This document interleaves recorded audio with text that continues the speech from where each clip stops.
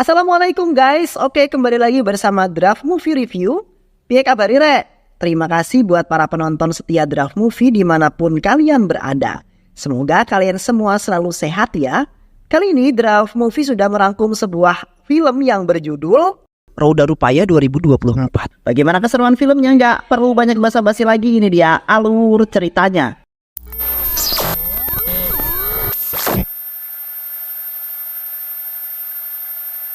Di sebuah kota yang sangat indah, terdapat seorang wanita pekerja keras bernama Atia yang hidup bersama kakeknya dan juga adik perempuannya bernama Abi. Atia adalah seorang anak yatim piatu setelah kedua orang tuanya mengalami sebuah kecelakaan yang sangat mengerikan.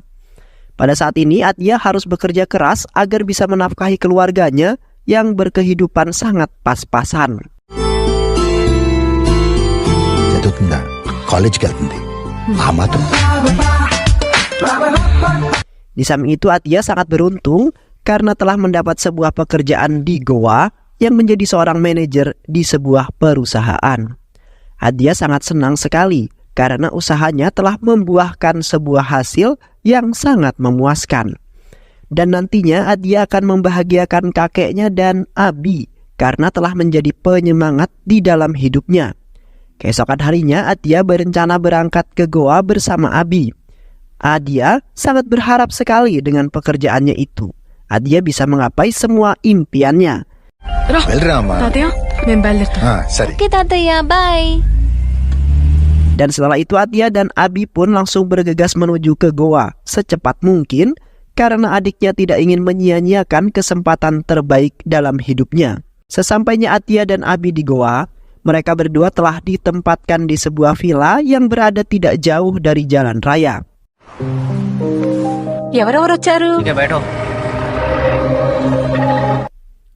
Villa tersebut dikabarkan telah menyimpan sebuah misteri yang sangat menyeramkan, di mana jikalau ada seorang yang masuk ke dalam villa tersebut, maka tidak akan bisa keluar kembali. Sementara Atia dan Abi yang mendengarkan kabar itu tidak begitu merasa takut dan menganggap bahwa cerita tersebut hanyalah sebuah mitos belaka. Tak lama kemudian Atia dan Abi tiba di villa tersebut dan kemudian mereka langsung disambut oleh seorang pria yang sangat menyeramkan.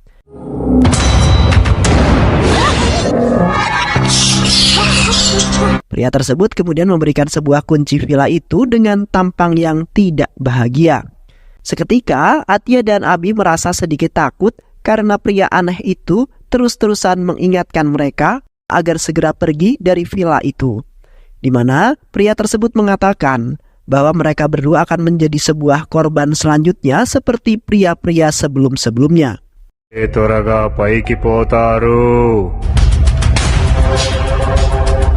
Namun Abi dan Atia tidak menganggap perkataan tersebut yang sama bohongnya seperti sopir angkutan umum yang mereka tadi katakan. Selama berada di Goa, mereka berdua nampak sangat bahagia setelah bertempat di villa tersebut karena semua berita yang menyeramkan tentang villa itu tidaklah begitu nyata. Di samping itu, Atia menjalani pekerjaan di hari pertamanya dengan penuh semangat, di mana Atia tidak akan membuang kesempatan pertamanya itu, dan di saat itu pun Atia langsung mendapat persenan di awal pekerjaannya. Atia nampak bahagia sekali karena pekerjaannya tidak begitu berat melainkan sangatlah menyenangkan bagi dirinya.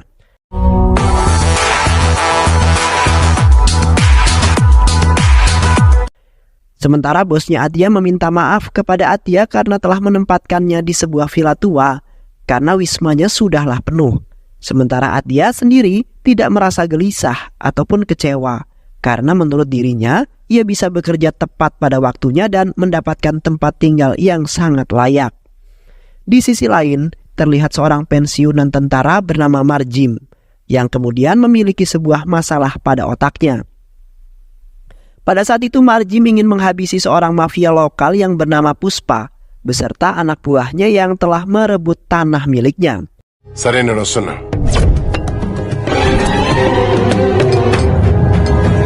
Marjim kemudian menghampiri Puspa dan anak buahnya dengan sebuah rautan wajah yang sangat menyeramkan.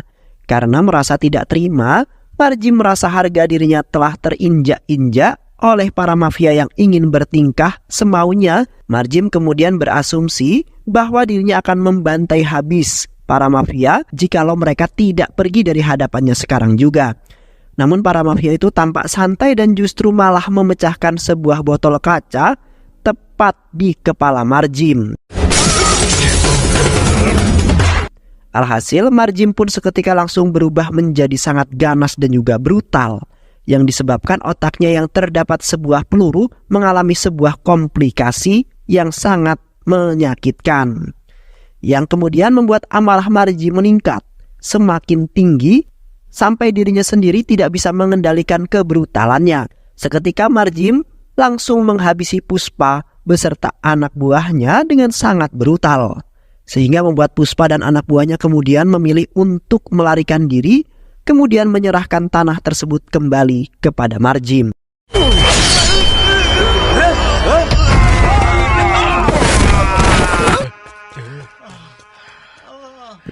Seiring berjalannya waktu, Atia sangat bahagia setelah mendapat sebuah kenikmatan yang begitu berarti bagi kehidupannya. Sementara adiknya Abi telah bersenang-senang di dalam sebuah villa tersebut bersama kekasih tercintanya. Abi tidak pernah memikirkan semua pekerjaan, melainkan selalu menjalani hidupnya dengan bahagia bersama kekasihnya, yaitu yang bernama Jai. Pada saat itu, Jai mengatakan bahwa dirinya sangat cinta mati dan tidak akan pernah meninggalkan Abi, karena dirinya tidak ingin mengecewakan Abi yang telah mempercayainya sampai saat ini juga. Oke, bye. Bye-bye. Kak, ala anak kakak. Sedangkan di dalam markasnya Puspa, nampak Marjim lagi-lagi menghampiri para mafia tersebut karena merasa tidak terima, di mana para mafia itu sangat ingin sekali berkonflik dengan Marjim yang sangat gampang terpancing emosinya. Awalnya Marjim tidak ingin mempermasalahkan itu semua, karena dirinya sudah muak dengan perilakunya Puspa dan juga anak buahnya yang sangat kejam. Namun setelah Marjim biarkan, lama-kelamaan justru mereka semua semakin berbuat semaunya sendiri, bahkan semakin ngelunjak, sehingga mereka kemudian dapat merugikan orang lain dan bisa membuat orang lain pun terbunuh. Spontan Marjim dengan cepat menghabisi semua mafia-mafia tersebut, sekaligus si Puspa yang bersembunyi dengan sangat ketakutan.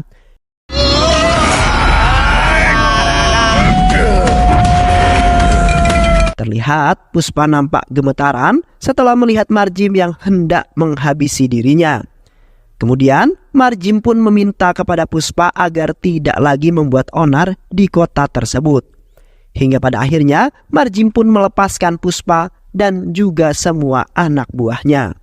Di malam harinya, Abi mengantarkan Adia pergi ke sebuah restoran karena ingin bertemu dengan manajer perusahaan yang lainnya yang ingin bekerja sama di perusahaannya Adia.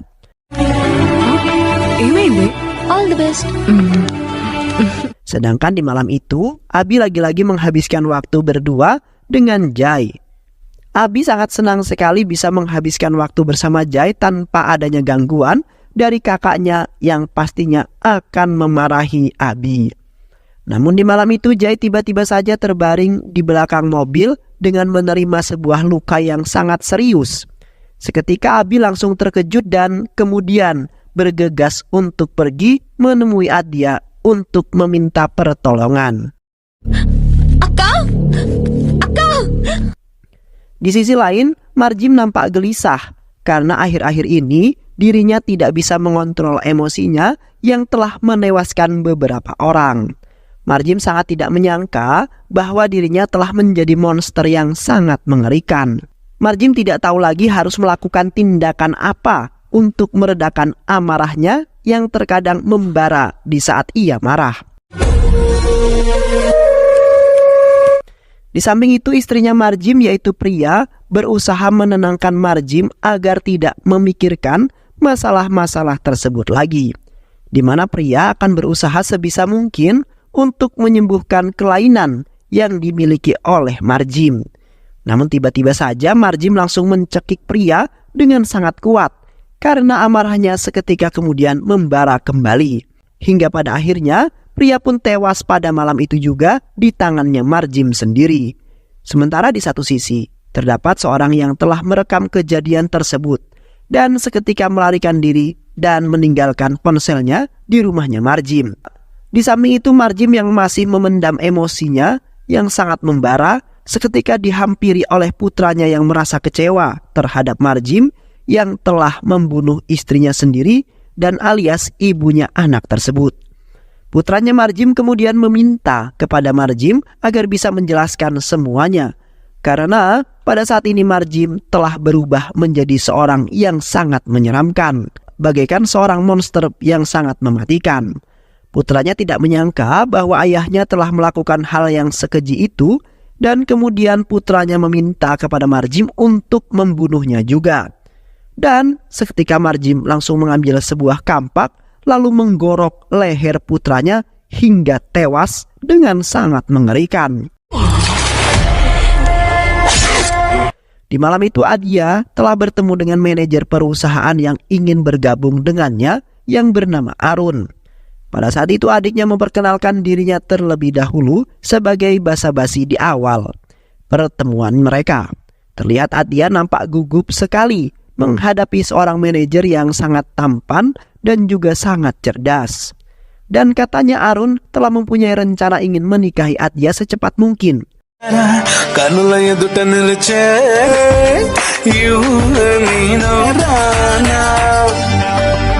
Dan tak lama kemudian, Abi pun tiba di sana dengan sangat tergesa-gesa. Kemudian mengadu bahwasannya Jai saat ini dalam sebuah bahaya yang sangat besar, di mana Jai telah diserang oleh seseorang yang tidak dikenal. Akhirnya Adya pun memutuskan untuk kembali ke villa dan membatalkan pembicaraannya dengan Arun. Sesampainya Adya dan Abi di villa, Adya kemudian memarahi Abi karena saat itu ia tidak melihat adanya Jai di tempat tersebut. Selain itu juga Adya kesal karena ia gagal melakukan perbincangan dengan Arun mengenai bisnis perusahaannya. Sementara Abi yang nampak khawatir terus mengajak Adya untuk mencari kekasihnya itu. Hingga pada saat itu Abi mengajak Adya untuk memasuki rumah tetangganya satu komplek yang ternyata adalah Marjim. Pada saat itu mereka berdua telah menemukan ponsel milik Jai yang berada di dalam rumahnya Marjim.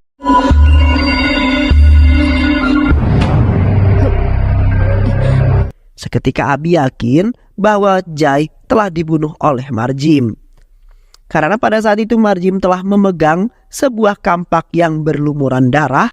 Di samping itu Adya dan Abi menemukan sebuah video di dalam ponselnya Jai, di mana video tersebut merekam Jai yang ternyata hanya berpura-pura tewas karena ia ingin mengonten saja.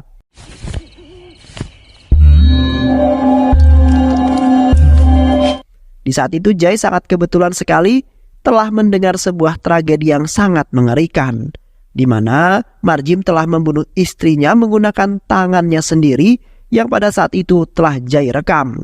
Namun pada saat itu Jai telah ketahuan, kemudian memutuskan untuk pergi dengan meninggalkan ponselnya di dalam rumahnya Marjim.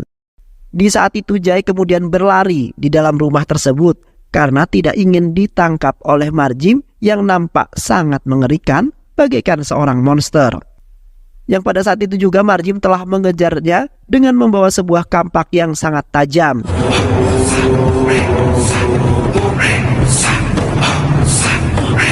Sayangnya pada malam itu Jai telah terjebak di dalam rumah tersebut karena Marjim yang sangat licik telah mempermainkan Jai.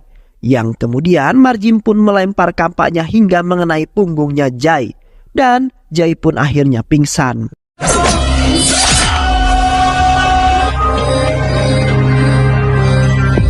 Setelah lama Adya dan Abi bersembunyi di dalam kamar tersebut. Akhirnya mereka berdua baru menyadari bahwa di dalam kamar tersebut terdapat Jai yang masih pingsan dengan mendapati sebuah luka dengan sangat serius. Terlihat Abi begitu sangat khawatir sampai-sampai dirinya terus berusaha membangunkan si Jai ini yang ternyata masih pingsan juga. Dan seketika Adya dan Abi pun langsung bersembunyi karena Marjim yang sudah menyadarinya kemudian langsung menghampiri kamar tersebut, di mana Marjim langsung membanting ponsel milik Jai karena ponsel tersebut sudah berpindah posisi. Sementara Adya dan Abi pun kebingungan karena tidak mempunyai bukti apapun mengenai kejahatan yang dilakukan oleh Marjim. Karena mereka berdua ingin melaporkan ke kantor kepolisian terdekat. Dan beruntungnya Adia dan Abi dengan cepat kemudian langsung pergi dari kamar tersebut, sehingga membuat Marjim tidak menemukan akan keberadaan mereka di dalam rumahnya itu. Di malam itu Adia dan juga Abi telah bersembunyi di dalam sebuah gudang dan lagi-lagi menemukan sebuah barang-barang milik Marjim. Di samping itu Adia kemudian membuka sebuah kamera yang terdapat sebuah video klip yang menunjukkan Marjim yang ternyata Marjim memiliki sebuah masalah pada otaknya, yang kemudian membuat Marjim sangat marah dan juga di saat emosinya membara. Dan pada saat itulah Marjim akan mengingat semua orang-orang yang berada di hadapannya adalah seorang musuh yang pada waktu itu. Sementara pihak rumah sakit meminta maaf karena merasa bersalah, di mana mereka telah meremehkan mengenai peluru yang masih menancap tepat di dalam otaknya Marjim.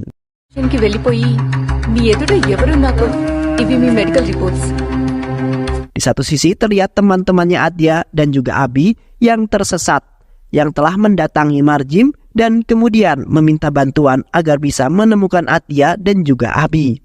Pada saat itu Marjim juga berasumsi bahwa dirinya juga pernah melihat Adia dan juga Abi yang merupakan tetangga kompleknya.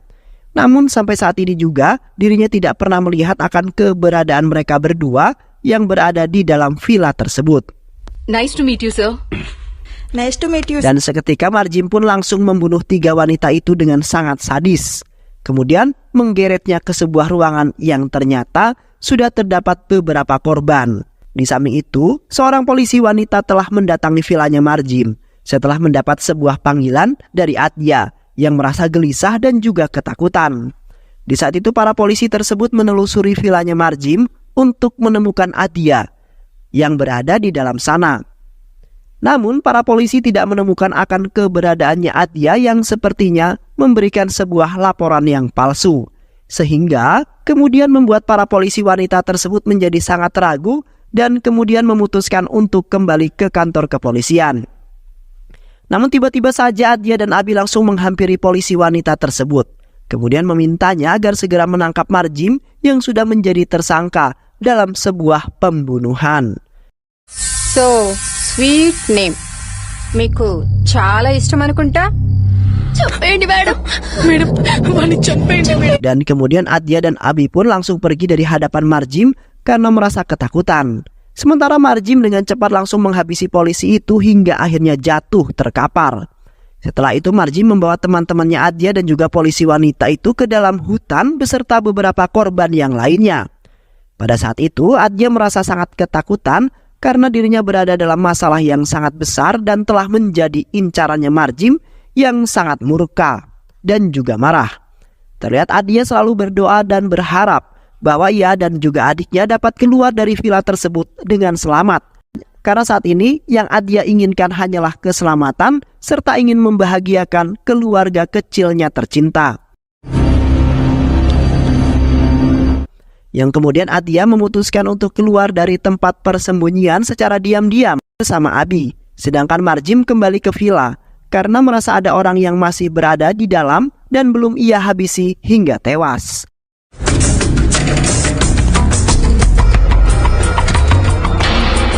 Hingga pada saat itu pun persembunyian Adia dan Abi pun telah ketahuan oleh si Marjim yang mengejar mereka dengan membawa sebuah kampak.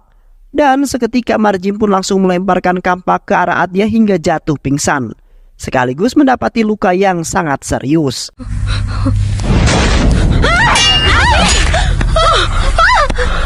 Sementara Abi telah berada di tangannya Marjim yang nampak marah karena vilanya telah dimasuki oleh Adia dan juga Abi tanpa meminta izin terlebih dahulu. Dan setelah itu Marjim meletakkan Adia dan juga Abi ke sebuah lubang yang di dalamnya sudah terdapat beberapa korban yang telah tewas. Dan tak lama kemudian seorang pria secara diam-diam menghabisi Marjim dari belakang hingga akhirnya jatuh pingsan. Keesokan harinya terlihat Adia dan yang lainnya sudah berada di rumah sakit dan sudah terdapat kakeknya yang sudah sampai di samping mereka. Adia kemudian meminta maaf kepada kakeknya karena sudah membuatnya khawatir setelah keberangkatannya ke goa. Sedangkan di satu sisi, Arun yang merupakan manajer perusahaannya mendatangi Adia dengan menanyakan kabarnya. yang ternyata Arunlah yang telah menyelamatkan Atya dan yang lainnya. Di mana Arun baru menyadari bahwa ponsel milik Atya telah tertinggal di sebuah restoran yang semalam ia singgahi berdua. Dan di saat Arun mendatangi vilanya Atya, terlihat di dalamnya tidak ada siapapun, yang kemudian Arun pun memutuskan untuk mencari Atya dan Abi berkeliling komplek tersebut. Hingga pada saat itu, ia melihat gerak-gerik Marjim yang mencurigakan, kemudian memukulnya hingga pingsan karena sudah berani mencelakai Atya dan juga adiknya. Beberapa hari kemudian, Atya, Abi dan juga Arun dan Jai hendak pergi makan malam bersama. Dan di saat itu pun mereka bertemu dengan Marjim. Marjim pun kemudian meminta maaf dengan mereka berempat karena sudah membuat mereka merasa terganggu dengan kehadirannya di komplek tersebut, di mana Marjim tidak bisa mengendalikan emosinya di saat dirinya sedang banyak pikiran. Sementara di satu sisi seorang dokter mencoba menjelaskan bahwa Marjim telah mengalami gangguan pada pikirannya, di mana sebuah peluru telah tertanam tepat di dalam otaknya yang kemudian menghambat pemikirannya menjadi tidak lancar seperti biasanya. Dan akhirnya Marjim pun akan menjalani sebuah operasi pengeluaran peluru tersebut dan akan hidup bahagia seperti orang-orang pada umumnya. Dan film pun selesai. Baik sahabat, itulah alur cerita film Raudra Rupaya 2024. Mudah-mudahan sahabat semua terhibur dengan alur cerita film ini. Sehat selalu. Wassalamualaikum warahmatullahi wabarakatuh.